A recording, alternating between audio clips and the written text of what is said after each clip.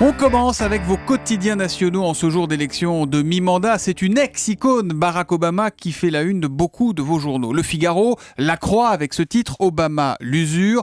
20 minutes, il se prépare à une déconvenue, ou encore Libération, attaqué par les Républicains et contesté dans son propre camp. Il est la cible, titre le journal. Aujourd'hui en France, fait sa une sur ces quadras en galère qui cherchent colocataires. Plus 43% en 2 ans, c'est important. Chômage, séparation, hausse des prix du logement. Il s'agit souvent pour eux d'une nécessité et pas d'un choix délibéré, écrit le quotidien. C'est dans ce même journal que l'on trouve en page intérieure l'info la plus désolante du jour. Un portail dérobé au camp de Dachau en Allemagne. Une porte sur laquelle était gravé Arbeit macht frei, le travail rend libre, symbole du cynisme et de la barbarie nazie. Et puis, plus léger pour finir, la une de 20 minutes qui célèbre les 30 ans de Canal+, une chaîne qui a su faire évoluer la recette de son succès, fondée à l'origine sur le foot, le cinéma et l'impertinence. Et puis tiens, notez qu'à 7h45 tout à l'heure, c'est Dominique Farrugia, membre des Nuls, qui sera mon invité pour l'interview Vérité d'Europe. À la une des régions, Marion Calais, bonjour, j'ai déjà dit. Rebonjour. Quelles sont dans la presse régionale les unes les plus marquantes ce matin, Marion? Eh bien, celle du Télégramme avec ce titre, les Chinois insatiables de lait breton. C'est l'or blanc qui éveille les appétits, dit le quotidien. La filière est de nouveau approchée par la société chinoise Sinutra qui souhaiterait des volumes encore supérieurs aux 300 millions de litres de lait 300 annuel. millions 300 C'est la plus millions. grande laiterie de France, à Voilà, Morlaix. c'est à Carré. Voilà, ouais, À c'est Carré, ça, exactement. Du lait infantile en l'occurrence. Dans Nice ce matin, un attentat islamiste déjoué, le carnaval visé en février dernier. Et puis, des salariés en grève pour leur patron dans l'Ardennais. Le directeur de Fab 21 a fumé dans les Ardennes, a été limogé par son actionnaire. Mais les ouvriers réclament sa réintégration. Ils ont débrayé hier. Ça, c'est peu commun, Oui. des ouvriers qui se mettent en grève pour leur patron. L'histoire qui vous a le plus intéressé, on la trouve dans la Provence ce matin. Alors, Gilbert Bourdin est mort depuis longtemps, mais sa secte et son invraisemblable site du Mont d'Arôme sont toujours debout, Marion. Oui, sur les hauteurs de Castellane, quelques fidèles résistent encore et toujours aux envahisseurs, écrit la Provence. Une petite dizaine y vit à l'année. Quelques-uns rejoignent le site le week-end pour prier et vouer un culte au Messie, dont le retour est attendu. Gilbert Bourdin, en l'occurrence, Bien sûr. accusé de viol par une de ses adeptes en 1995. Et puis, il y a le curieux aussi, qui viennent visiter l'endroit décrit comme un village des religions. C'est donc ce qu'a fait la Provence. 5 €, ticket d'entrée pour une visite de 30 minutes, avec un parcours apparemment assez surréaliste. Un Bouddha géant et des statues délirantes qui trônent toujours dans la montagne. Ces 2 archanges, par exemple, qui vous accueillent, protégeant la cité sainte avec bouclier et revolver cosmique, tout un programme, des statues... On en sourirait si c'était pas une secte, Ah quand ouais, même. quand même. Des statues et des temples qui ont un peu perdu de leur superbe, nous dit la Provence. Alors aujourd'hui, les membres de l'association culturelle du Vajra triomphant, c'est le nom Bien sûr. trouvé désormais pour ce groupe, accueillent aussi parfois des groupes pour des prières, des rencontres spirituelles. Là aussi, la Provence l'a fait, 13 € en l'occurrence, pour participer à une méditation, là encore avec le portrait de Gilbert Bourdin. On tout n'est proche. jamais déçu par Bourdin. La presse internationale avec Jean-Philippe Ballas, direction l'Allemagne. Jean-Philippe, avec ce geste particulièrement étonnant et généreux d'un géant de l'industrie. Oui, c'est le magazine Der Spiegel qui nous raconte cette histoire. Alors, on est tous, un jour ou l'autre, passés à côté de grands bureaux vides et on s'est tous dit à un moment, tiens, ce serait quand même pas mal si ces grands espaces inoccupés pouvaient servir à des gens, à des familles qui n'ont pas de toit et pas d'abri. Eh bien, le comité d'entreprise de Siemens s'est dit exactement la même chose que nous, sauf que lui, il a décidé de passer à l'acte. Siemens, qui dispose actuellement de 30 000 mètres carrés de locaux déserts dans le sud de Munich, des bureaux avec une cantine, avec des sanitaires, et qui se propose donc de les mettre à disposition des réfugiés, notamment ceux venus de Syrie et d'Irak. Le patron du groupe, lui, se dit carrément enthousiaste, il encourage le comité d'entreprise. La municipalité a même visité les bureaux pour voir s'ils étaient réellement adaptés à ce genre de situation. La décision sera prise dans les prochains jours.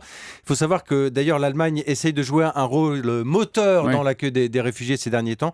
On parle de 70 000 Syriens et certaines communes en Allemagne qui ont du mal à trouver de la place aujourd'hui. En France, c'est quelques centaines de personnes. Absolument. Et puis Jean-Philippe, vous nous racontiez hier cette histoire invraisemblable de l'aéroport de Ouagadougou. Et on a bien fait de la trouver invraisemblable, cette histoire. Oui, alors c'était un communiqué totalement inattendu qui traitait avec une certaine dérision, on va dire, la situation chaotique dans le pays.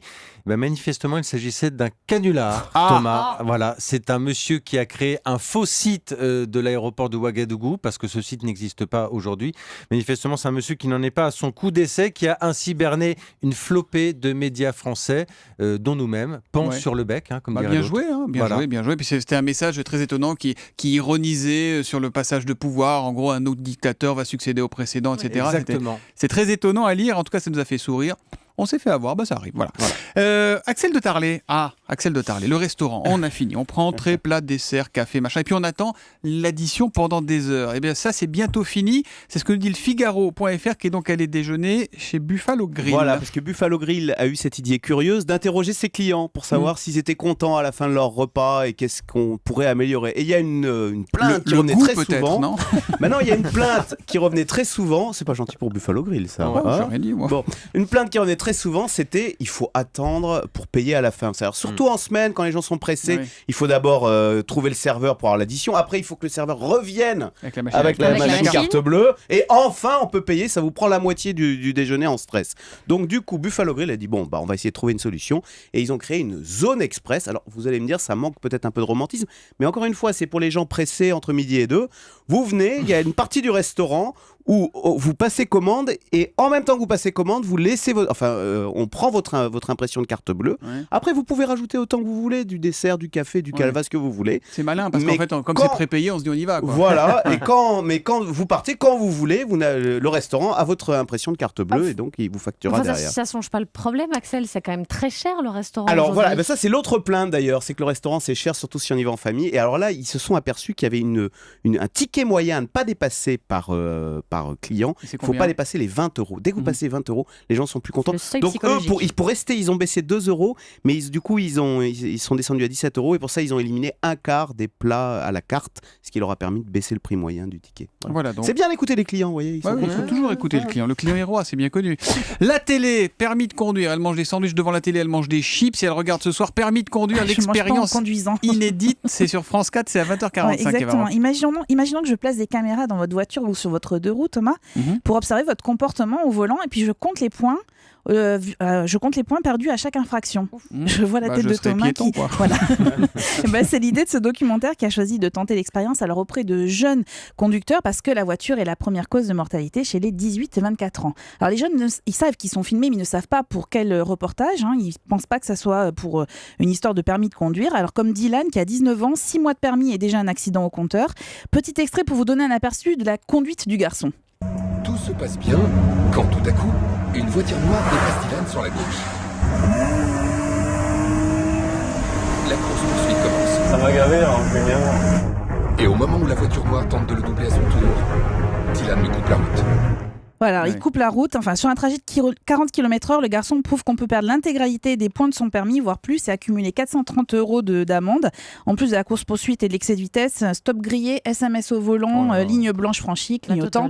En fait, le film de ses exploits a été montré à ses parents et à un expert en conduite qui lui ont un peu sermonné gentiment et qui lui ont fait comprendre la dangerosité de son comportement.